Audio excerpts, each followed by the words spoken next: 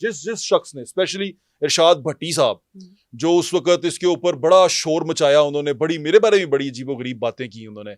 इरशाद भट्टी साहब के समेत जिन जिन लोगों ने डॉक्टर साहब के ऊपर तनकीद की, वही उनके साथ बैठ के पॉडकास्ट करके डॉलर बना रहे थे।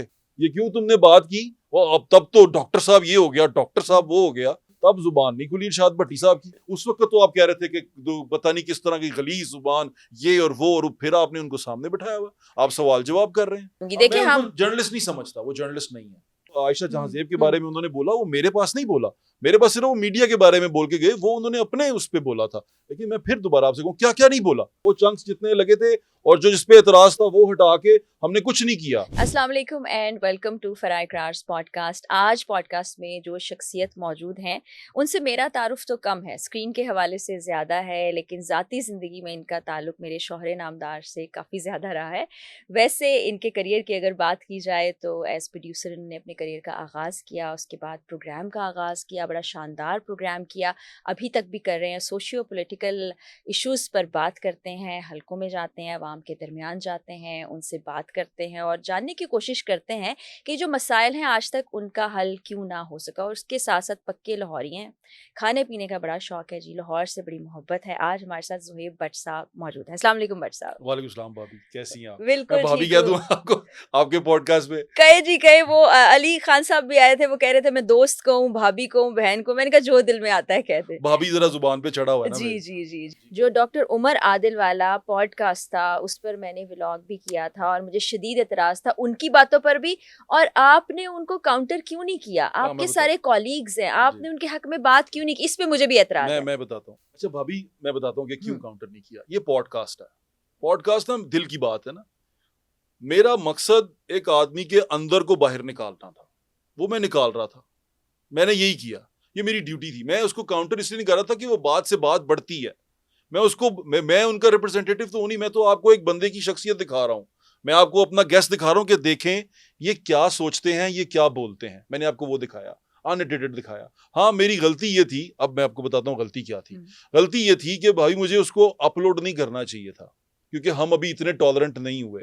आप, और दूसरी आपको बात बताऊं, जिस जिस शख्स ने, स्पेशली इरशाद भट्टी साहब, जो उस वक्त इसके ऊपर बड़ा शोर मचाया, उन्होंने बड़ी, मेरे बारे में बड़ी अजीबोगरीब बातें की उन्होंने, कि ये देखें इसको 2 टके का ये पता नहीं बंदा है, इसने वो व्यूज के लिए, पैसों के लिए सारा कुछ किया और ये डॉलर्स कमाने के लिए किया। इरशाद भट्टी साहब डॉक्टर साहब का इंटरव्यू कर रहे थे, आपको पता? मैं देख नहीं पाई, लेकिन आपको देखना चाहिए भाई, मैं बता रहा हूँ। और मुझे इस चीज पे शिकायत है, जिस जिस शख्स ने, इरशाद भट्टी साहब के समेत जिन जिन लोगों ने डॉक्टर साहब के ऊपर तनकीद की, वही उनके साथ बैठ के पॉडकास्ट करके डॉलर बना रहे थे। और आप यकीन करेंगी भाभी, मैं ऑन एयर आपको बता रहा हूँ, डॉक्टर साहब का पूरा पॉडकास्ट मैंने अपलोड ही नहीं किया।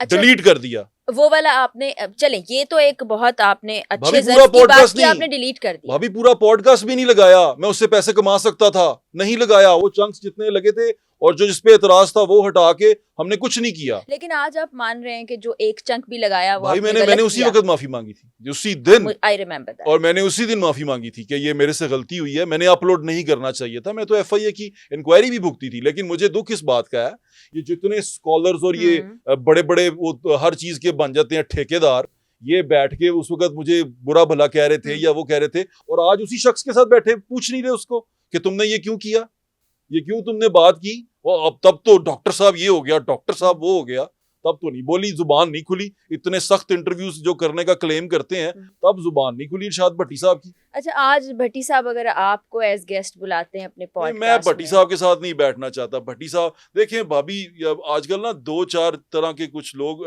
आए हुए मार्केट में, पॉडकास्ट को समझ ही नहीं है उनको पॉडकास्ट होता क्या है, उनको अंदाजा ही नहीं है पॉडकास्ट क्या है।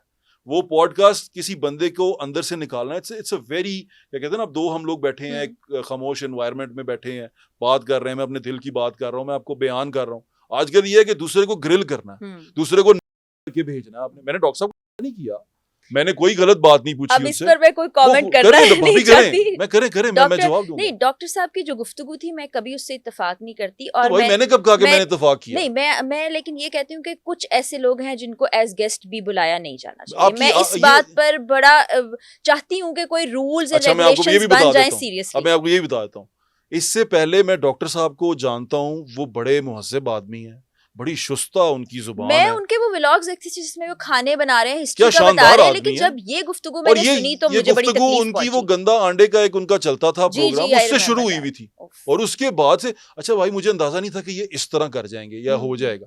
अच्छा वो जब हो गया तो हम सोशल मीडिया जिस तरह हम करना शुरू हुए, हमें लगा यार यही तो कंटेंट बिकता है, ये तो चलता है। लेकिन वो कंटेंट जो है वो आगे बिकने की बजाय हम पे उसमें किया, वापस हम पे गिरा, तो मैंने उसको फौरन हटा दिया। उसके बाद जो जो कुछ हुआ वो कुछ मेरे उस पे नहीं हुआ।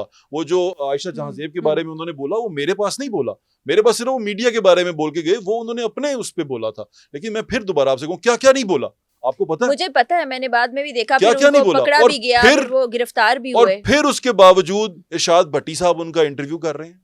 भट्टी साहब से पूछें, भट्टी साहब को मैंने इनवाइट किया हुआ है, अब जब वो एज आप गेस्ट पूछिएगा आएंगे तो उनसे मैं जरूर उनसे पूछूंगी कि क्या इंशाल्लाह। पूछ रहे थे आप उनसे, क्या बैठ बिल्कुल। के उस वक्त तो आप कह रहे थे कि पता नहीं किस तरह की गलीज जुबान ये और वो, और फिर आपने उनको सामने बिठाया हुआ, आप सवाल जवाब कर रहे हैं। भट्टी साहब से आपने मेरा सवाल जरूर पूछना है, तो मैं उनसे पूछूंगा नहीं, क्योंकि मुझे नहीं लगता मैं, क्योंकि मैं उनको ना नहीं, मैं आपका एतराज पहुंचा दूंगी। देखिए हम जर्नलिस्ट नहीं समझता, वो जर्नलिस्ट नहीं है। मैं भी आपको बता भट्टी साहब इस पे नाराज हो वो जाएंगे। हो जाए नाराज कोई मसला नहीं, लेकिन मैं नहीं समझता, ये मेरी सवाबदीद है।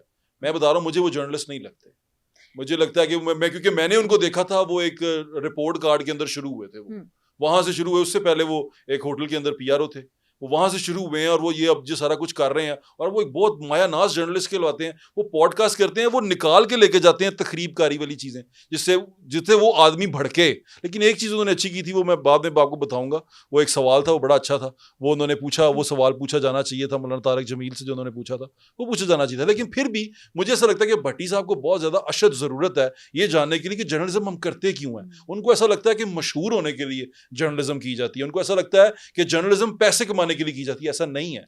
हम जर्नलिज्म पैसे कमाने के लिए नहीं करते, हम सोसाइटी को बेहतर बनाने के लिए जर्नलिज्म करते हैं। हम सोसाइटी को में जो उसकी बुराइयां हैं वो निकाल के दिखाते हैं, और हम उसको बेहतर करने की कोशिश करते हैं। हम तनकीद बराए तनकीद नहीं करते, हम तनकीद बराए इस्लाह करते हैं। हम यही अपने बड़ों से सुनते आए हैं, बड़े जर्नलिस्ट से हमने यही सुना है ना कि तनकीद बराए इस्लाह होती है। तो ये चीज़ों से मेरा उनसे इख्तलाफ है, बड़ा क्या कहते हैं, मैन टू मैन इख्तलाफ है। और मैं दूसरी बात ये कि जो उन्होंने डॉक्टर उमर आदिल का इंटरव्यू जब किया, तो मुझे ये तकलीफ हुई कि आपने मुझे जाने बगैर, मेरा मौकफ सुने बगैर मेरे बारे में स्टिग्मा लगा दिया कि जी टगे का ये जो सहाफ़ी साहब हैं, ये जो बना हुआ है, ये $2 कमाने के लिए इन्होंने ये काम शुरू कर दिया, शर्म आनी चाहिए इनको। आपने अब $1 कमाने के लिए डॉक्टर उमर आदिल को नहीं बिठाया। आपका ये एतराज बिल्कुल इसी तरह से चला जाएगा। और एक चीज जो अब हम सहाफत पे अगर बात करने लगेंगे फिर हमें 1 घंटा लगेगा। हाँ, कि बहुत से जर्नलिस्ट ऐसे हैं, ये मेरा भी एतराज है, जो सहाफत नहीं कर रहे हैं, पैसे कमा रहे हैं, पैसे भी कमा रहे हैं, मशहूर हो और रहे हैं। फिर सिर्फ एक लाइन पकड़ के वो लोगों को भी गुमराह करें, वो नहीं होना चाहिए। जी, ये ऐसे मेरा ही भी है। बड़ा एतराज है।